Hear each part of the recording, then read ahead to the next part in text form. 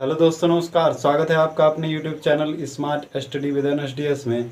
तो आइए दोस्तों, आज एक बार फिर हम प्रॉफिट एंड लॉस से जुड़े हुए कुछ महत्वपूर्ण सवाल डिस्कस करेंगे। और प्लीज़ जो इस वीडियो पर नए हैं या इस चैनल पर नए हैं तो प्लीज़ चैनल को सब्सक्राइब करें, शेयर करें। तो चलिए दोस्तों, समझते हैं सवाल को। एक दुकानदार ने 10 रुपये में 12 पेन खरीद कर, कितने 10 रुपये में 12 पेन खरीद कर 12 रुपये में 10 पेन बेचे, तो लाभ होगा या हानि, और प्रतिशत में ज्ञात करना है। किसमें ज्ञात करना है? प्रतिशत में। अब कह रहा है कि एक दुकानदार ने 10 रुपये में 12 पेन खरीद कर, तो हम पहले लिखेंगे खरीदे, और बड़ी ही बेहतरीन ट्रिक के साथ हम इस सवाल को हल करेंगे कि 10 रुपये में 12 पेन खरीदे, तो यहाँ पर लिख लिया कि रुपए में 10 रुपये में कितने पेन खरीदे, 12 पेन खरीदे।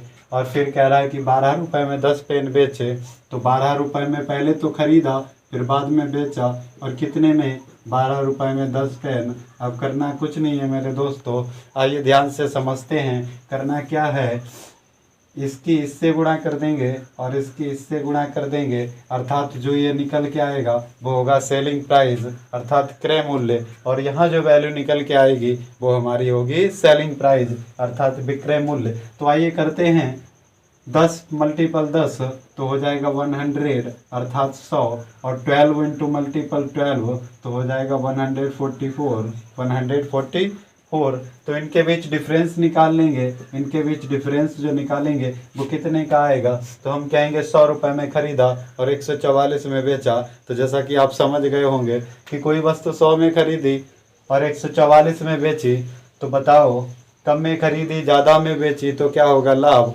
और तो लाभ कितने का होगा? अब हम कहेंगे कि 100 में खरीदी 44 में बेची, तो लाभ कितने का? 144 में बेची, लाभ कितने का? 44 का। और हमें प्रतिशत में ज्ञात करना है। किस में ज्ञात करना है? प्रतिशत में। तो हल कर लेते हैं। लाभ परसेंट निकालने के लिए क्या करेंगे कि लाभ बटा, तो लाभ बटा क्या करेंगे? क्रय मूल्य अर्थात सीपी, और गुणा 100 तो परसेंट निकाल लेते हैं यहाँ से। लाभ कितने का? 44 का।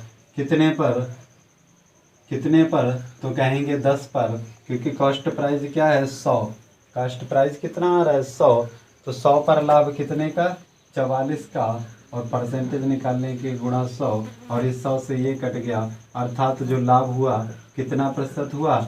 44%, जो कि इस सवाल का राइट आंसर है। तो वीडियो अच्छी लगी हो तो प्लीज़ लाइक ज़रूर करें। तो चलिए दोस्तों, समझते हैं अगले सवाल को। लिखा है कि एक दुकानदार ने 5 रुपये में 6 पेन खरीद कर, 5 रुपये में कितने पेन खरीद कर? 6 पेन खरीद कर 6 रुपये में 5 पेन बेचे, तो लाभ होगा या हानि? जैसा कि आपने अभी पिछला सवाल पढ़ा था, ये भी उसी तरीके का सवाल है। तो आइए हल करते हैं। जैसे 5 रुपये में 6 पेन खरीदे, 5 रुपये में कितने पेन खरीदे? 6 पेन। तो यहाँ लिख लेंगे खरीदा। पहले क्या खरीदा? पहले खरीदा, फिर लिखेंगे बेचा, फिर लिखेंगे बेचा। 5 में 6 पेन खरीदे और 6 में 5 पेन बेचे। फिर वैसा ही करना है। 5 की गुणा 5 से तो 25, और 6 की गुणा 6 से तो 36। ये हो गया हमारा CP, और ये हो गया SP। और इनके बीच जो डिफरेंस का कितने का? तो 25 में खरीदा 36 में बेचा, अर्थात लाभ हुआ। और लाभ कितने का? तो घटा लेंगे। लाभ कितने का? 11 का। लाभ कितने का? 11 का। 36 में से 25 घटाया, कितना बचा? 11। तो लाभ प्रतिशत निकालने के लिए फिर वही करेंगे, अर्थात 11 का लाभ कितने पर? 25 पर। और प्रतिशत निकालने के लिए गुणा 100, 25 से भाग दिया, 2500 का 100, 11 की 4 बार जब गुणा करोगे तो आ जाएगा 44%, जो कि इस सवाल का राइट आंसर है। तो चलिए दोस्तों, पढ़ते हैं एक और बेहतरीन सवाल। तो बने रहिए हमारे साथ।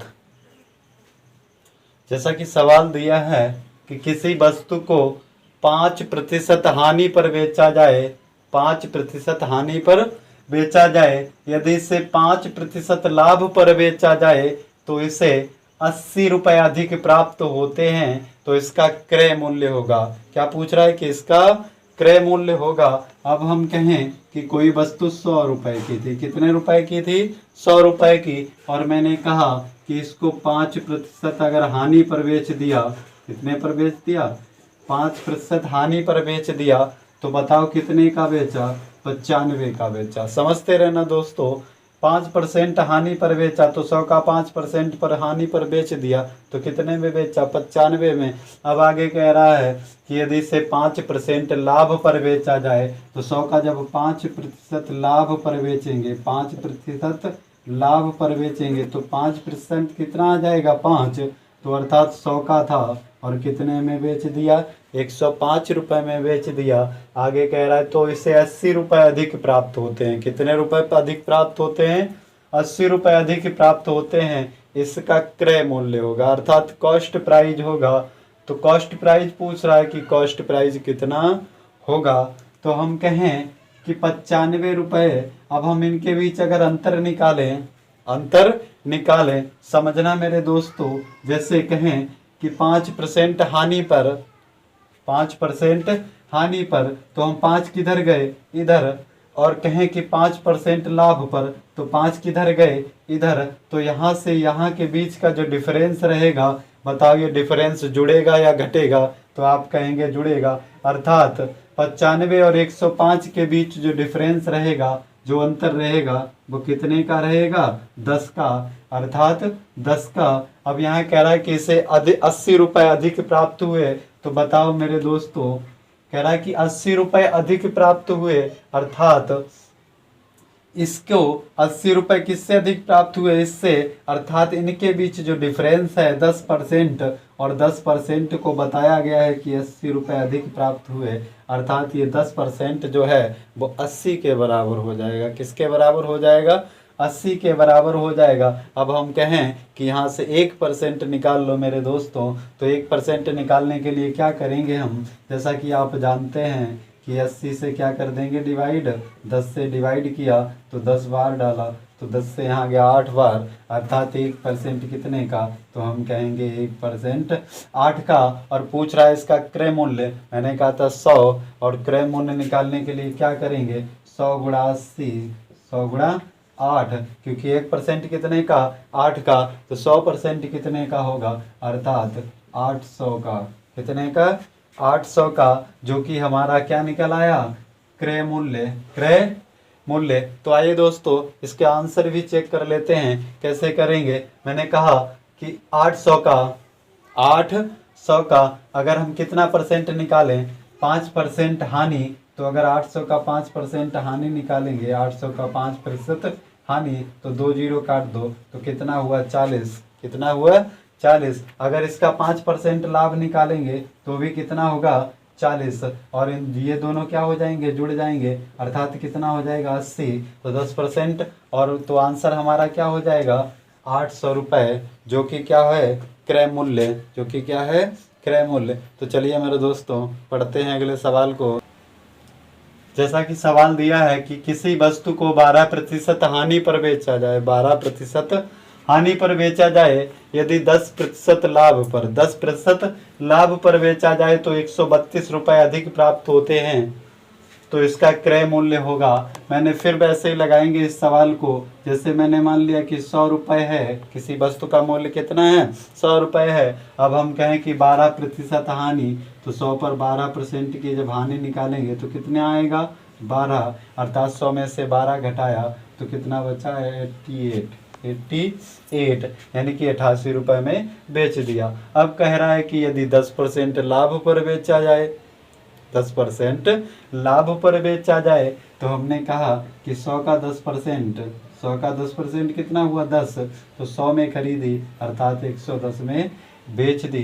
तो कह रहा है कि 132 रुपये अधिक प्राप्त होते हैं, 132 रुपये अधिक प्राप्त होते हैं। अब हम कहें कि इनके बीच क्या निकाल लेंगे? डिफरेंस। और मैंने बताया था कि 12% हानि और 12% लाभ, तो डिफरेंस कितने का? तो ये आपस में जुड़ जाएंगे, अर्थात डिफरेंस 24 का। और यहाँ कह रहा है कि यहाँ 88, तो 12% ये और 10% ये, तो ये आपस में जुड़ गए, अर्थात कितना हो गया? 22%। जो क्या आया है डिफरेंस, और यहाँ कह रहा है कि 132 रुपये अधिक प्राप्त करता है। तो जैसा कि अभी एक सवाल हम इसी तरीके का लगा चुके हैं, तो 22% कितने का हो जाएगा मेरे प्यारे दोस्तों, 132 का।